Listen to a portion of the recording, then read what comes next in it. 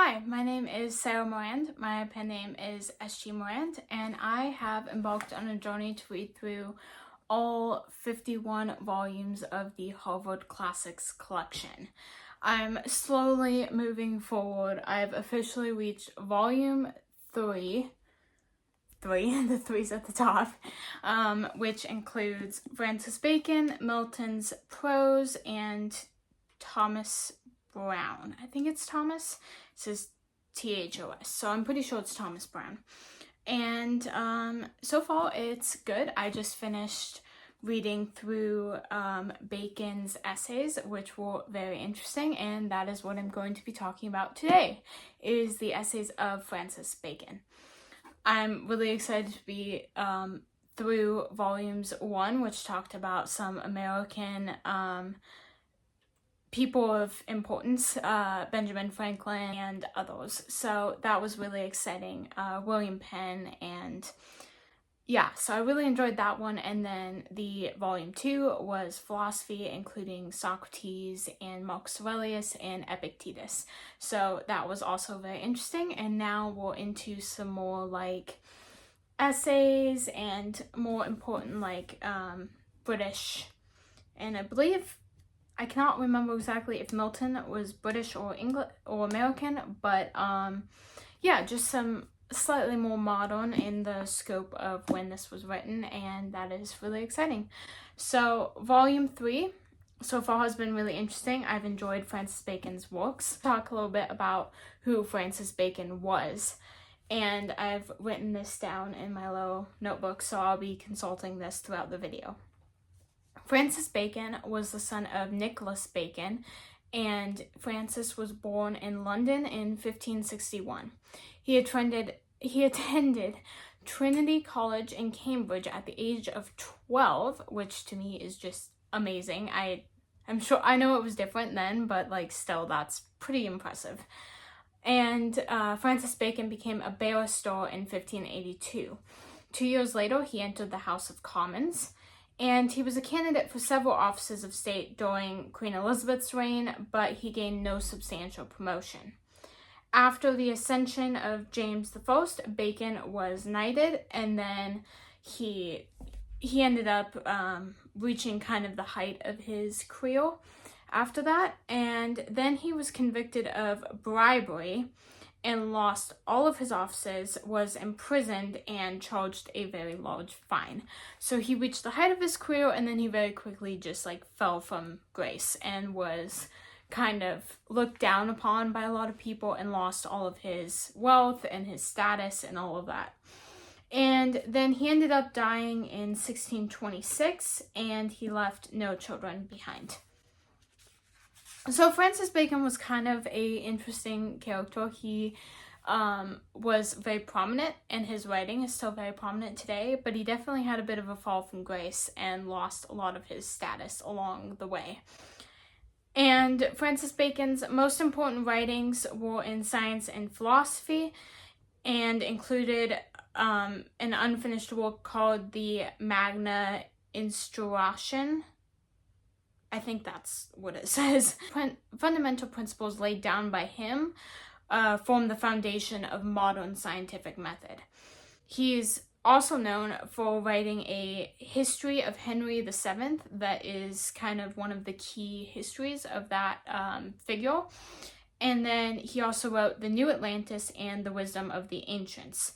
But he's probably most famous for his essays that he wrote. The New Atlantis and one of his speeches are also included in this, and as of this video, I've started reading The New Atlantis, so that was interesting. And I'll be doing a separate video about that and probably The New Atlantis and his speech combined, because both of them are rather short.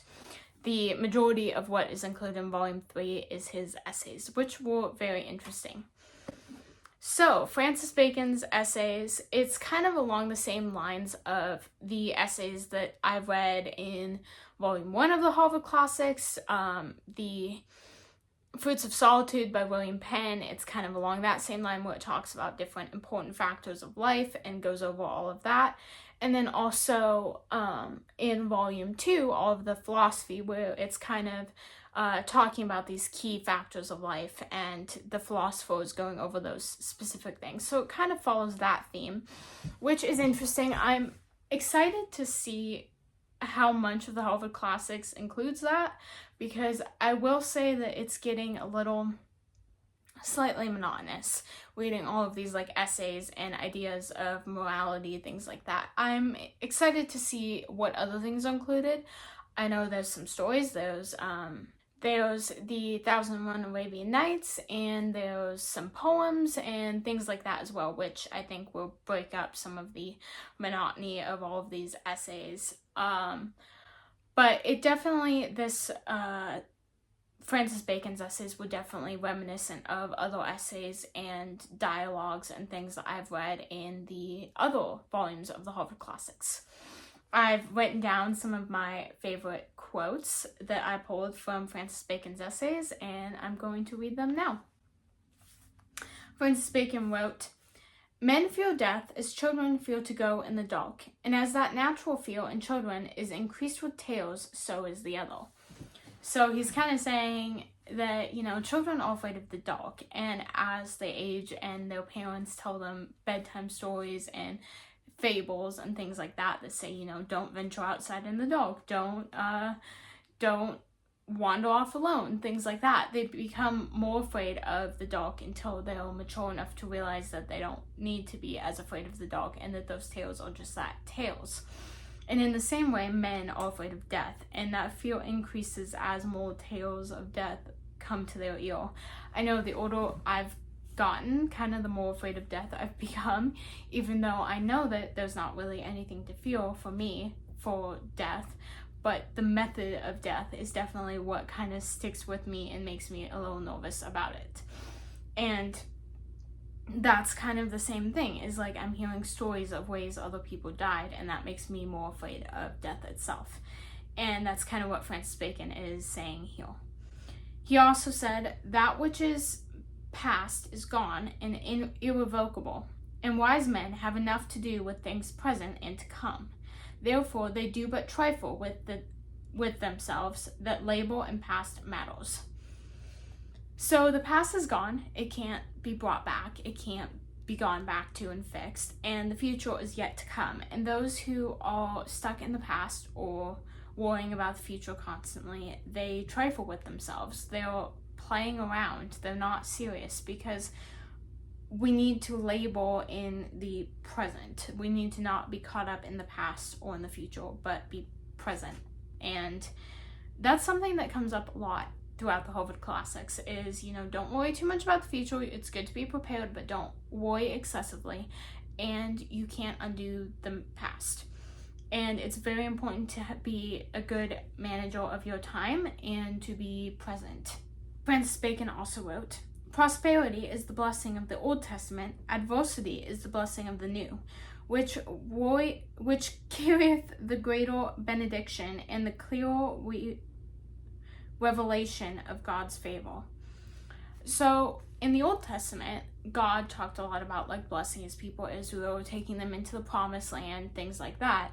And that was their blessing, was to have the land and to be fruitful and multiply and have good harvests and things like that. That was their blessing in the Old Testament.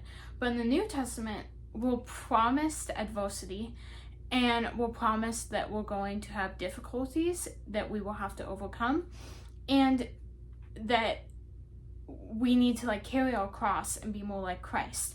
And so because of that adversity, it's in a way a blessing, because the more we are suffering in this world and pushing through and persevering and trusting in God, the greater the blessing in the next world, in heaven.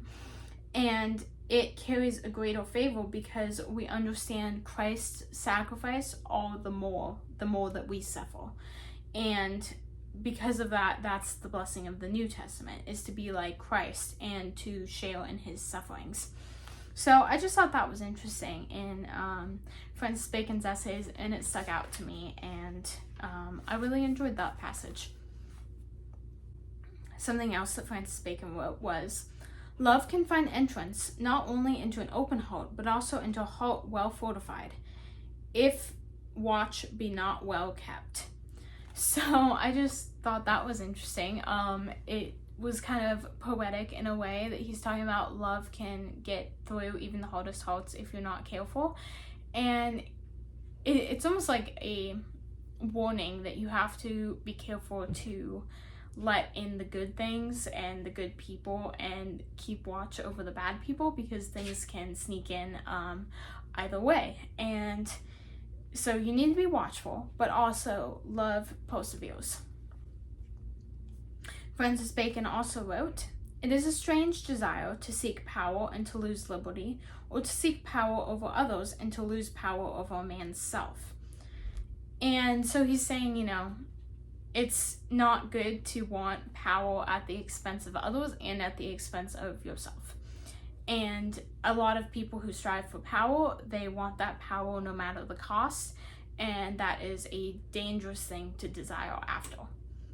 Francis Bacon continued by saying, "The desire of power in excess caused the angels to fall. The desire of knowledge in excess caused man to fall.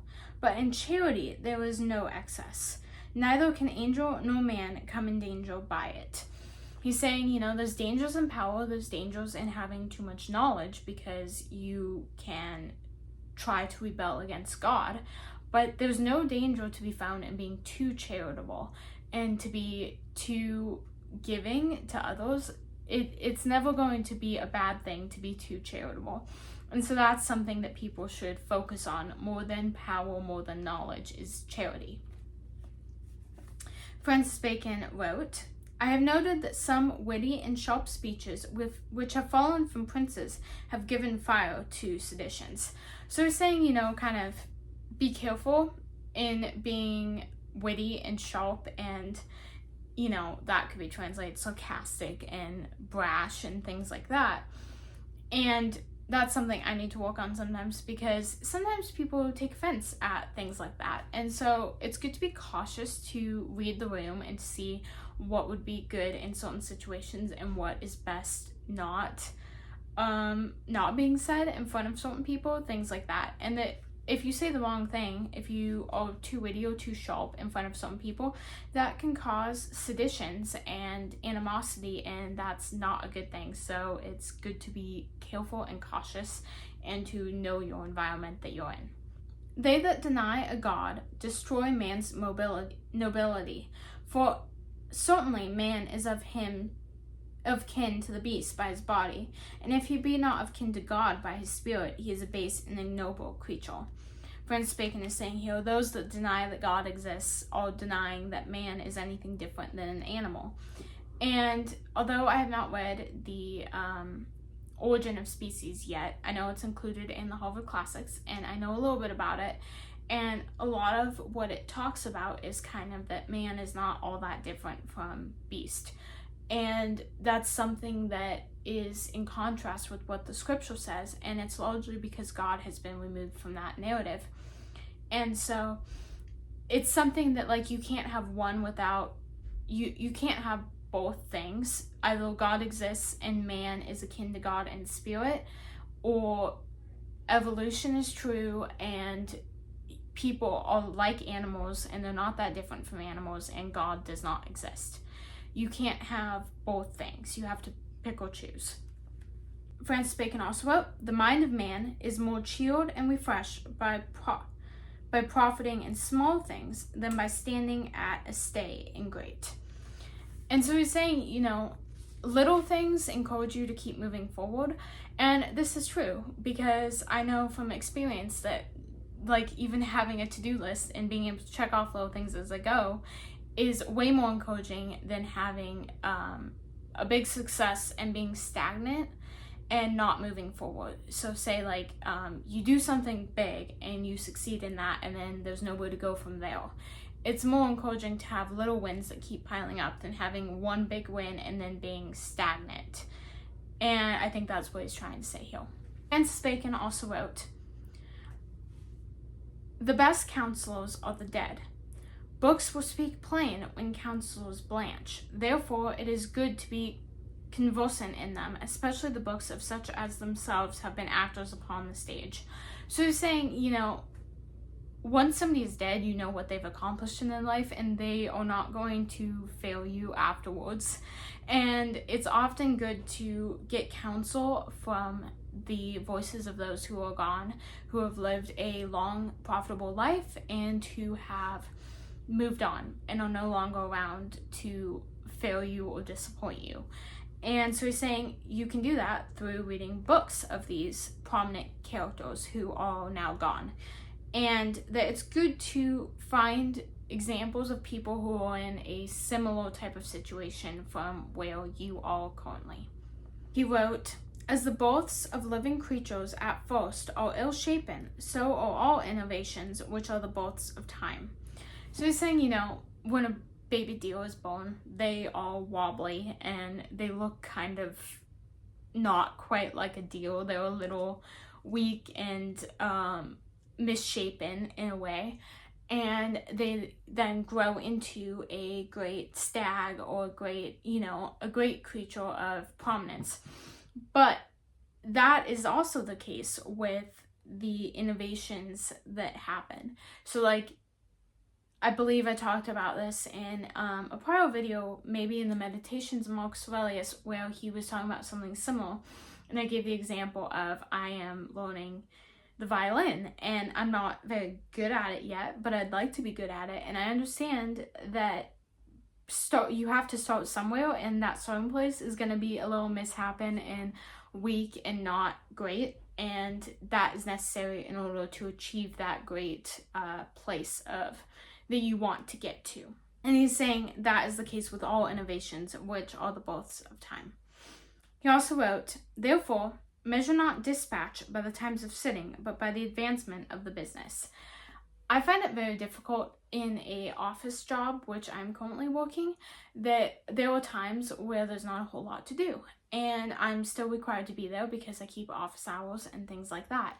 And that bothers me because I understand that this concept of dispatch, of achievement, is not necessarily just to fulfill a certain amount of hours, but to see how business progresses and how things are being accomplished. And so it's important to measure accomplishment not by the time spent on a project, and rather that the project is actually progressing and moving forward, which is the end goal, of course. "Some are so close and reserved as they will not show their faces but by dark light, and seem always to keep back somewhat. And when they know within themselves, they speak of that they do not well know, would nevertheless seem to others to know of that which they may not well speak." So he's saying, there are some people who will be reserved and who will keep back and won't ever present themselves in front of other people in a communicative way. And then there are others who will talk about things that they don't understand and make it appear as if they understand it, even though they know in their minds that they don't. Rather than be silent and let others speak, they will still make an effort to speak of things even if they don't understand what they're talking about. And so there's two sides of the coin there, and it's good to not fall into either category. To speak when you are knowledgeable about a subject, upon that subject, but also to take a step back and let others speak when you are not knowledgeable about that subject. Francis Bacon also wrote, "For a crowd is not company, and faces are but a gallery of pictures, and talk but a tinkling cymbal where there is no love." This kind of follows the biblical verse that's better a feast of bitter herbs in a house of love than a feast in a house of strife. Along those lines, it's not good to be surrounded by people and faces and voices if love is not present, and you're not going to feel a sense of community if love is not there with those people. Went on to say, "But one thing is most admirable, wherewith I will conclude this first fruit of friends, which is that this communicating of a man's self to his friend works two contrary effects, for it redoubleth joys and cutteth griefs in half." So he's saying that, talking to a friend, being able to unburden yourself upon them works two purposes. First of all, it doubles joy. If you are sharing good news with someone, they're going to be happy for you and with you, and it's going to make joy increase. But it also cuts griefs in half. If you're able to unburden yourself to a friend about something that is grieving you, then that's going to help you with that grief. They're going to take on some of that burden so that you have somebody to talk to about it, and that grief will in a way be halved. Francis Bacon wrote, "Certainly, if a man will keep but of even hand, his ordinary ought to be but to the half of his receipts, and if he think to wax rich, but to the third part." So he's saying here that finances, you should always only be spending half of what you earn, and if you want to be rich, you should only be spending a third of what you earn. And this is like an idea that you don't want to spend more than you earn, and you want to have some in reserve saved for emergencies and for the future. And so that's just a very wise way to look at it, to be spending half of what you earn and a third if you want to be rich. And obviously that's something that's pretty much impossible to do in today's economy, but you just get this picture that you don't want to spend more than you earn, and you want to be living well within your means. And obviously that is very difficult, and I find it currently, it's impossible for me to find housing at my current income. But it's also good to remember that wherever you are, to try to live within your means, however you may accomplish that. "Seek not proud riches, but such as thou mayest get justly. Use soberly, distribute charitably, and live contentedly." So he's saying that you should only seek riches to the extent that you can take care of it, you can use it with a good mind, you are not like being flamboyant with it. You should be able to distribute it cheerfully, not charitably, but you get the point. You should be able to have enough that you can give to others without feeling jilted, but you should also not have so much that you're like greedy to hold on tight to everything you have and you can't give cheerfully. And then also that you can leave with contentment when you die, that you're not like so worried about your possessions that you cannot go peacefully when you die. He says, "Nature is often hidden, sometimes overcome, seldom extinguished." He's talking about like the nature of a person. People often hide their true natures from those around them, and sometimes people can overcome their natures, and like if they have a nature where they're very angry all the time, they can sometimes overcome that. But seldom is the true nature of a person extinguished. Seldom can they completely change and alter their nature. He writes, "Therefore, since custom is the principal magistrate of man's life, let men by all means endeavor to obtain good customs." Since we are kind of defined by our habits and how we live, it's good to build good habits and good customs within our life, because that will enlarge determine who we are and how people perceive us. They, studies, perfect nature and are perfected by experience. For natural abilities are like natural plants that need pruning by study, and studies themselves do give forth directions too much at large, except they be bounded in by experience. So he's saying it's important to study to build your knowledge and to perfect your nature and to learn and better yourself. But study by itself is not enough. Study by itself is too broad. You have to learn from the school of experience, and you have to take those studies and put them to practical use. And you're not going to learn everything that you need to know by going to school. A lot of what you're going to learn is going to come afterwards, and it's going to be trial and error and the difficulties of life. And that, in a lot of ways, is the best teacher. And so you have to have both things. You can't have one or the other. And live a fulfilled life. You need to be knowledgeable and to be striving to learn, and you need to have experience, and that comes with time. Read not to contradict and confute, nor to believe and take for granted, nor to find talk and discourse, but to weigh and consider. And I think this is something very important, especially for me as I'm studying the Harvard Classics, is I'm not reading these things to argue against them. I'm not reading them so that they confirm my bias. I'm reading them because I want to be able to weigh things and consider things and come to a better conclusion. And so yes, I want to read these things from differing perspectives from what I have. I want to read things from people that are higher up than I am, that share perspectives that I have. But I also want to take all of that together and be able to weigh it and consider it. And that's why I'm reading things that I don't necessarily agree with from people I don't necessarily agree with, and things from people that I do agree with, who I admire and look up to. Because I feel like I want a balance, and you can't weigh without finding the balance. And that is the purpose of these type of collections, is to be able to gain a broad knowledge, a classical education, so that you can think for yourself.